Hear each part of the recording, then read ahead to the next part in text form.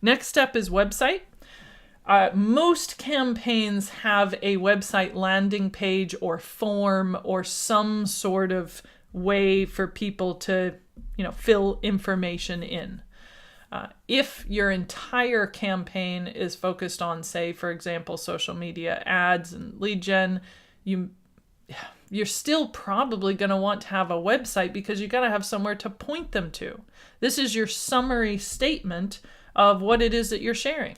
So using our example of the firm who's focusing on creative businesses and they have their PDF, where do you put the PDF? Well, you put it on a page, and what this firm did was they created a landing page and they said, here's our PDF guide, download now. And they realized people are far more likely to download the guide if they have an intro video from Alex, who is the firm owner, and say, hi, I'm Alex, and I wrote this guide because I keep talking to creative businesses and they keep telling me this, and we wanted to share this with you, and I'd love you to download the guide and tell me what you think about it. And then you have a picture of the guide so they know what they're downloading, and then they fill in their email address and click download. Or not. There's a lot of companies these days that aren't even asking for email anymore. They're just giving stuff away. I think that's really smart. I think the more stuff that you put out there, the less you need an email address. There's so many restrictions with email that a lot of people are far more likely to engage with stuff just grabbing it off of social media and connecting with you that way. Email's not dead, but it is something that is full of a little more challenges at times, so you want to cover all your bases. So whatever your campaign is, it's very likely that you have a website landing page of some kind, and it's very important within your marketing that you have a good, clean website that matches your brand, but also one that you can log into and make changes to.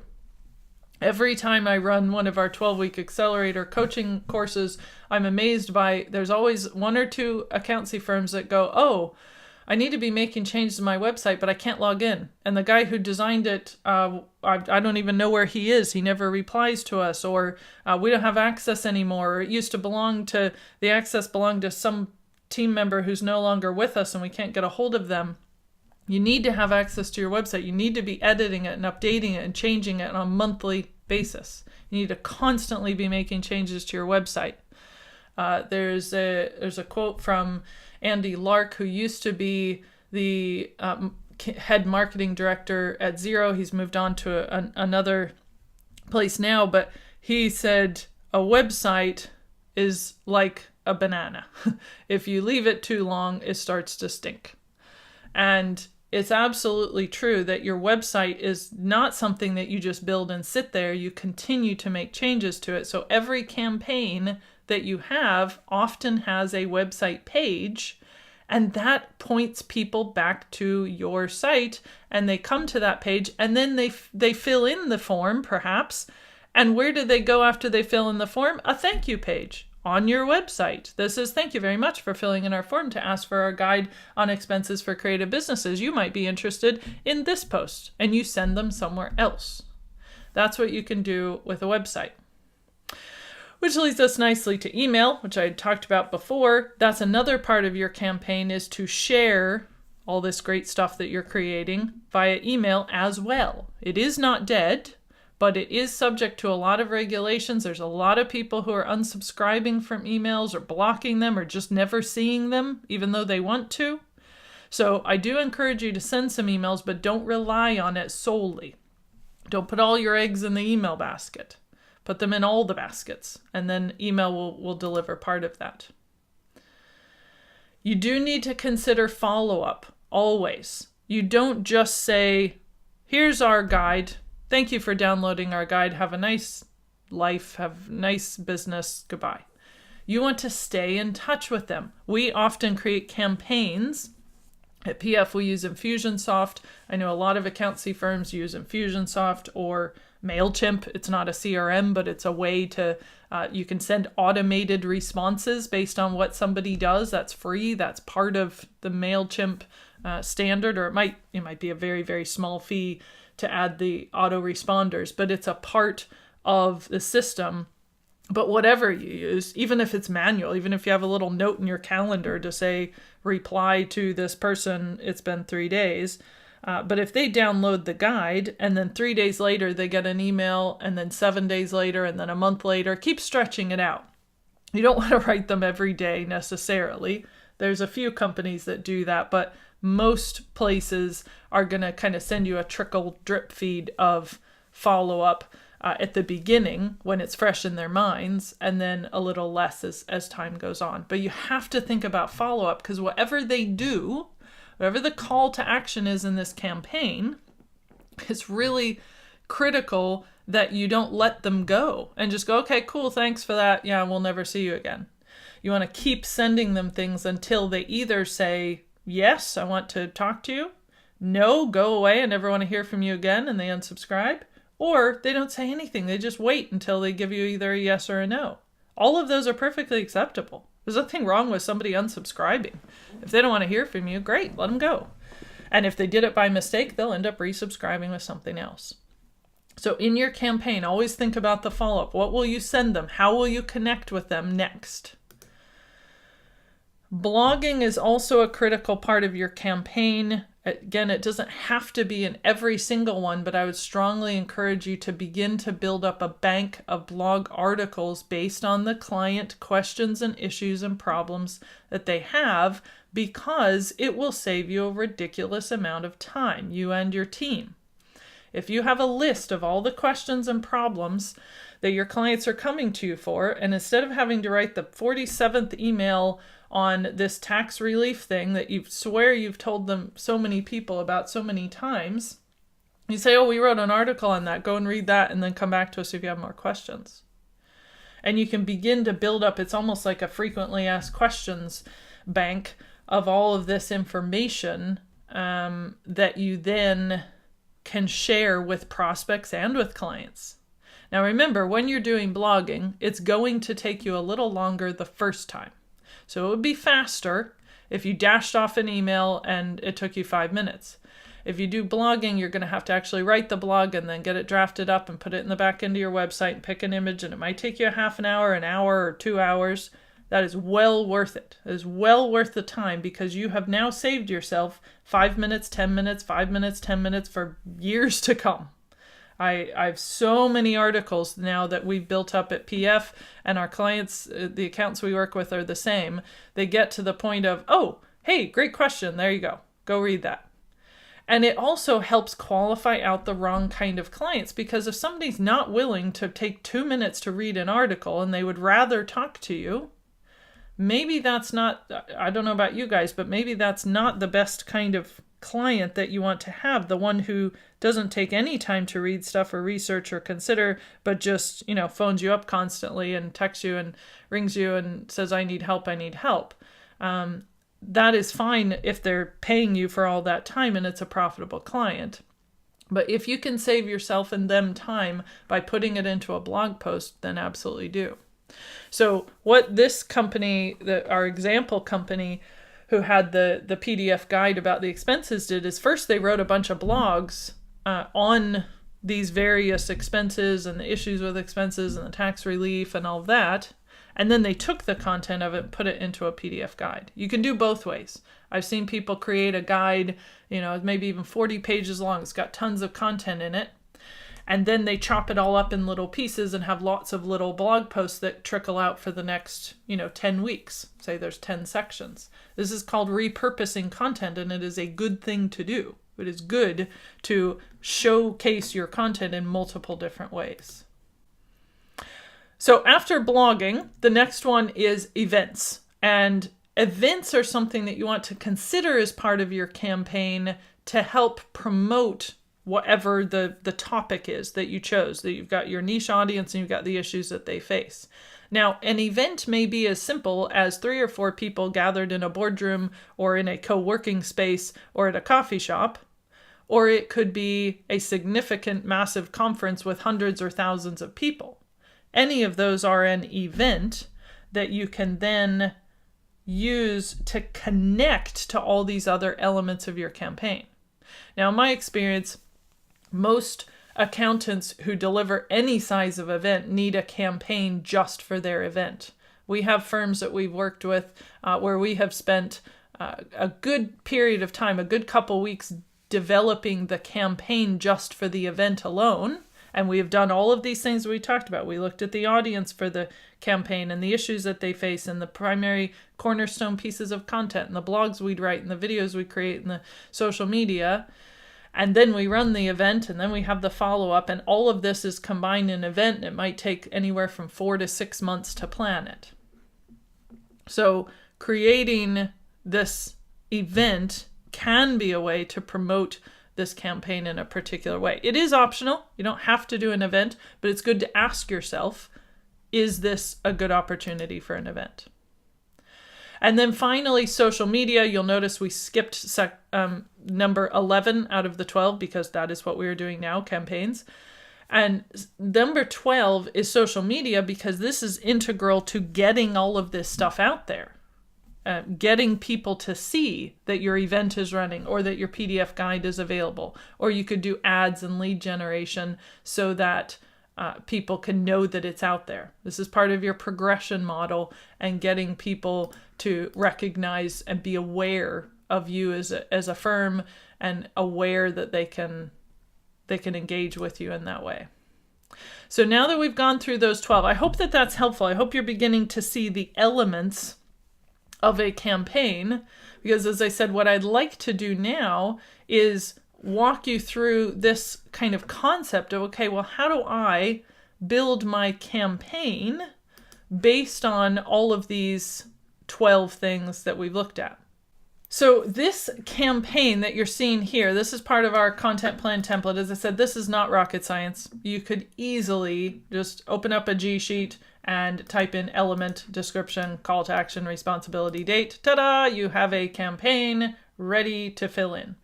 And what we're doing with this is you are putting in all of the elements that we talked about. Some of them will apply, some of them won't. You won't necessarily have every single part of every single of the 12. You won't always have an event. You won't always have lots of graphic design, but you do want to consider them. So, as I said, since a campaign is a targeted, focused element of marketing with specific elements in it, it usually has a time requirement. So you might say, okay, we're going to start this in January, especially for those of you US firms. Yeah, let's start it in January and finish it in April. This is great. This is going to be our campaign to get people to give us all of their information during tax season. Matter of fact, you might want to start earlier and say, let's start it in October and finish it in January. You're already thinking ahead to, okay, who is my niche or audience? And you might say, okay, well, my niche or audience is existing clients who haven't submitted their tax return information. And you put that in there just to remind yourself. They're not going to have any call to action or anything. That's just a reminder to you of what that's for. And then you're looking at their issues. Well, their issues are they don't know how to submit it or just can't be bothered. Whatever their reasons are, whatever their issues are, you want to address those so that your campaign solves their issue. It rights the wrong. If they just don't care, we need to figure out a way to make them care. If they don't know how to submit it, we need to teach and train them via our campaign how they can submit this in a super easy way. Maybe this is, for example, we've got people who want to convert to Xero or QuickBooks or just putting a couple of those, or some other online accountancy software. Maybe you want to get your clients to actually start using that. Well, this is why it's so important that you put the issues there, because when you put the issues there, then it tells you what your campaign's going to be. And actually, we've had some clients do this kind of thing for getting their clients to use an online accounting software of some kind. And as you'll see, I'm not going to go through that in detail, but you can see we did some prep work to identify what are the issues. So some of the issues are frustrations with account software, or maybe you don't have account software at all. Or these are the ways that this account software actually saves you time. Or you can get training and do it better. So whatever the issues are, you identify those, and then that leads you to, all right, so what is our cornerstone piece of content? So going back to our tax return thing, your cornerstone piece of content might be ways to claim expenses or save money on your tax return, or whatever the issue is, you want to address that, and then you turn that into a piece of content. And that might be a PDF, it might be a video, it might be some other format. Remember, the format of your cornerstone piece of content is based on the easiest and best way for your audience to consume that content and to get their issue solved. And we have call to action, which we call CTA. We have a call to action because once we start getting into content and design and website and email and blog, then you want to identify what is the call to action.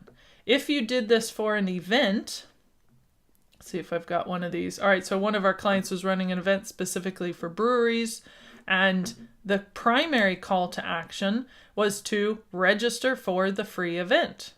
So if we have a landing page for the event, or it goes straight to something like Eventbrite where they can register directly, then that is the call to action. That is what we want them to do. But the emails, let's just add a couple in here. You could have email 1 based on the issues breweries face. And yes, that might be, hey, you register for the event. But then you might have, a couple of the email 2, email 3, email 4 might be follow-up. So this is for people who attended the event. So the call to action there might be arrange a profit session with our team. So they've already attended the event. You don't want to have that call to action for people who did not attend. So your email 5 could be follow people who did not attend the event. And that would be register for our next event. So you missed this event, come to our next one. Why would we push somebody who hasn't even been to the event, didn't build any trust with us, doesn't even know what it's about? Maybe they were sad to have missed it, maybe not. And you need to figure out what your call to action is for all of these things.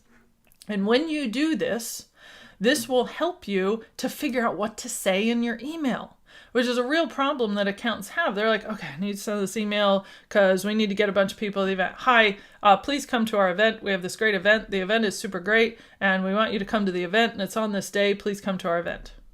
That's all about you and your event. Instead, you turn it around and you say, have you had this problem? If this is for a brewery event, have you had this problem as a craft brewery? We've had a lot of clients who have mentioned to us they have these issues and it's a real problem, and we'd love you to get together with other craft brewers in your area and with us, and we're going to share whatever we're going to share, and we're going to help solve this problem with you. You're going to have your problem solved, your wrong righted. That's what's going to happen. And in order to have that, go ahead and register. And that will tell you what to do. The social posts, all your social media posts will then come from the kind of content you're putting together for the landing page or the emails or what have you. And you look at the social posts. Maybe for some of them it will be register. Maybe for some of them it will be read the blog. And then you have a blog on the first of the 4 issues that breweries face. That will not be the title of the blog, by the way, because you want the title of the blog to be the actual issue. So if the issue is that they don't know how their profits compare to the benchmarking standards, for example, you would write a blog on how to know whether your brewery profits match to the industry standards. And then so they see the social post, go read our blog about the industry standards, read the blog, register for event. And then they come to the event, and then they get an email, and the email says, now you can arrange a profit session. And then they attend the profit session, and then they get follow-up to that. And it goes on and on and on. These are a whole bunch of just sample ones that we have created within this plan template. This is for our coaching course that I run. But as I said, just, screenshot this. No problem. Just screenshot this. It's got 1, 2, 3, 4, 5 columns. Create your own G sheet. It's not complex. You do not need a special PF content plan template. You can just create it your own, or you can, for those in the accelerator, we walk them through it. But this is the point with a campaign, is it doesn't have to be this super complex thing. And I want to make sure I share that, because I think sometimes when it comes to marketing, it's tempting for you guys to, as accountants, to think, oh, I have to get every single piece in place and everything has to be absolutely perfect and this has to be a 42-page document with a SWOT analysis. No, it doesn't. Just go through these 12 things, identify your items, and start working on them. That's the key. And that will make a far better campaign than a 42-page Word document with a SWOT analysis that nobody ever looks at again. So that's the short version on how to throw together a campaign. Do remember to keep up your long-term content, because your long-term content is going to support these campaigns as you do them. And always, we mention in every session, this is a progression. Let the buyer come when they are ready, and they will be enabled to do what they want to do when they want to do it, and they will come at the right time for them, and then you'll get that drip feed. All right. Thank you for taking that chance. And just on the last slide, just some quick information, ways to get a hold of Karen to access their website. The Profitable Firm, as she mentioned, there's lots of information that they've got there that they can share with you that's free information, and ask questions to them as well. We've also got the Canopy community where you can ask questions of other practitioners and other people, as well as other courses. Again, this is the third part of a 5-part series. We hope you'll check out the other parts if you haven't already, and we'll look forward to seeing you on the future sessions.